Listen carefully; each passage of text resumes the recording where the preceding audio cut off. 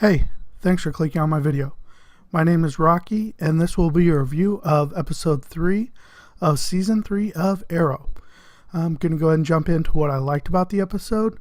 The title of the episode, as well as the island that the majority of the show takes place on, is Corto Maltese, and that name has actually been referenced in quite a few Batman comics, as well as previously in Arrow, as a place that the Suicide Squad member Deadshot worked out of. It was also referenced in a previous show, Smallville, by that show's incarnation of Green Arrow. In all references, it's basically a place that villains work out of. You know, it's not a very nice place. This is presented pretty well within the show, I have to say. Some other things I liked about the show. We get a lot of Malcolm and Thea scenes, and it's always nice seeing John Barrowman back. Guy's a great actor, enjoy everything he's in, and he and Thea play well off each other. Or Malcolm and Thea play off well each other in the show. You get the sense, definitely that Malcolm needs Thea, and Thea needs Malcolm. Now, I'm not sure if it's, necessarily quite a fatherly and daughterly love thing, or just a matter of necessity. At this point, it kind of looks more of necessity. But we'll see how it plays off in the rest of the season.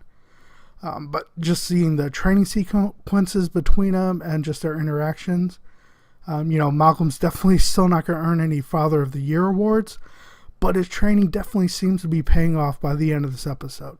So again, very good scenes together. I enjoyed seeing the scenes between Oliver and Thea. And Oliver's just at a low point right now. I mean, he's lost Sarah. He can't be with Felicity. And he needs his sister back. And that's portrayed very well within Stephen Amell's eyes in those scenes. He's about to basically break down. And, essentially at this point, he wants to tell her everything, as far as everything he did on and off the island, that he's the Arrow, all that information. And, Diggle basically, tells him, if you do that, you're going to lose her. And, he's like, I've already lost her. And that's just kind of heartbreaking right there. But, he decides not to give her everything, but he does, reveal a secret to her that, it's probably what prompted her to join back with him at the end. But very, very well seen, very well done scenes right there. So some other things that were really good about the episode. Enjoyed the fight scenes between Diggle, Oliver, and Roy versus the mercenaries, as well as the Argus agent Shaw. They were the nice thing about them is they showed each character's basically individual type of fighting style. With Oliver, you have a very precise, efficient way of fighting, very well with the gun marksmanship as well, which throws Roy for a loop, of course, because he didn't know necessarily that Oliver could use a gun. And Oliver is very well versed in marksmanship, whereas Roy's fighting style is very high energy, very impactful, chaotic, all over the place. And then with Diggle, you have pure power. I mean, Diggle, the guy is huge. So, I mean, I just love the way they choreographed those scenes. Probably one of the best fight scenes they've had on the show so far. So definitely kudos to the cast on that one and crew. Those stuntmen did great in there. Some other things that were really great about the episode.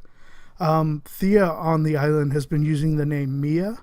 And this is actually a nod to a character in the comics named Mia Dearden. Was actually one of Green Arrow's sidekicks in the comics. So that was a nice little nod to the comics there. So I definitely appreciated that. The scenes between Felicity and Ray Palmer were actually very well done as well. I'm glad they haven't tried to push a romance between them right away, as that was my fear at the end of the last episode. So it's just, at this point, is a boss-worker relationship, more or less. Felicity definitely has a little more power within Queen Consolidated now, which is good. She definitely deserves that. So those scenes were very well done, and just seeing Palmer's reaction to Felicity getting her calls and everything like that, just great job right there. Awesome acting in those scenes. Towards the end of the episode, when Felicity actually saves the hard drive, and Ray Palmer's going over the information he was looking for, we actually get reference to OMAC, which is on the bottom of the screen as he's looking.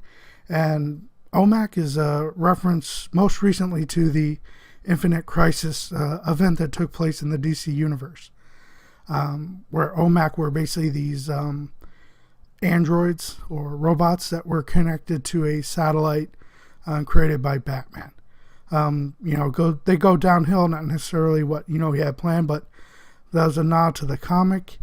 On the scene within Arrow, the weapons it shows the missile system that Oliver took out on the island, as well as it shows the drone that Argus has used previously in episodes with the Suicide Squad, as well as the season 2 season finale. So I don't know if this is just a one-shot thing referencing OMAC, or it may imply that Queen Consolidated was actually specifically designing these weapons for Argus, and may potentially lead into some type of artificial intelligence or just a lot of unmanned weaponry, as kind of connecting to that OMAC theme. I don't know, but it definitely seemed like Ray Palmer was expecting to see that information. Maybe it was kind of hard to judge the look on his face. Very good scene as well. Nice nod to the comic. We'll have to see if there's any additional payoff to that. Another thing I really enjoyed about the episode is we actually got the chance to get basically a formal introduction of the Ted Grant character, who's the boxer in the gym that Laurel goes to. He was briefly referenced in the first episode of the season towards the end as the boxer in the ring. And it's nice that his gym's actually called the Wildcat Gym, as Ted Grant plays a Wildcat character in the comics, who's basically part of the Justice Society, which was the precursor to the Justice League. In the comics, he's known as a very, very good fighter. I mean, one of the best fighters in the DC universe. And he's trained quite a few characters in that universe, the most notable being Black Canary, Batman, and he's even trained Superman on a few occasions. So he has some mystical abilities in the comic in regards to some 9 lives. I'm not sure if they're going to play off that in Arrow. Knowing how they've done Arrow so far, I kind of doubt, because they've kind of, pulled away from any type of superpower or mystical abilities so far. But, definitely not going to, call it quits on that. They may, play off it later on. I kind of hope they do, because it's a kind of interesting part of the character. This does lead me into the part of the episode that I didn't really like.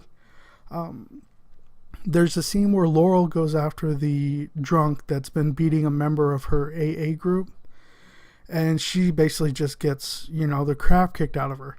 Now, this doesn't sit well with me, because early on in Arrow, they presented Laurel as, very, very well efficient when it comes to fighting. She had quite a bit of, self-defense training, and she's been shown to handle herself against more than one person previously. And in this, she couldn't take out one guy that was either drunk or pretty close to being drunk. Again, didn't really sit well with me. I know earlier on they had her set up as a very strong character, but then when they brought Sarah back and she got a bigger role on the show, they kind of pulled back and kind of made Laurel a bit weaker, mind as well as body. So they're kind of building that sympathy towards her from us as the viewers. And I think they're going a little too far with it, with this one. But that's just my opinion. I know she's training now with Ted Grant, so hopefully we'll, push on to where she's going to be a little more confident and competent and strong like she was earlier on. Because she was a very, very well-written female character. And the actress that plays her is a very great actress. She has a lot of range in her ability, so definitely looking forward and seeing the progression of Laurel. I just hope they kind of speed it along at least a little bit so she gets a little bit more confidence within her. All in all, it was a very great episode. Arrow continues to grow, and I definitely enjoyed the guest visitor we had at the end of the episode. So, again, great episode. What did you guys think? Let me know in the comments below how you feel about Laurel's progression so far, if you feel it's perfectly fine, or if you have any, kind of reservations like maybe I have on it. Hope you enjoyed the video. If you did, I'd go ahead and ask that you'd go ahead and share and give me a thumbs up, and please subscribe to my channel. There's a picture on the upper right of your screen. Go ahead and click that, and that'll give you the option to subscribe. Love to have you and continue to have some discussions about these shows, as I will be doing weekly reviews of the Marvel and DC television shows. So please come on board, and any questions you have on the episode, any of the characters, definitely put it down in the comments below. I'll do my best to answer them for you. And if not, definitely someone else should be able to as well. But I'll do everything I can to get those answers for you guys. Again, great episode of Arrow. Looking forward to the season. Hope you guys are too. Hope you guys have a great rest of your day. Bye.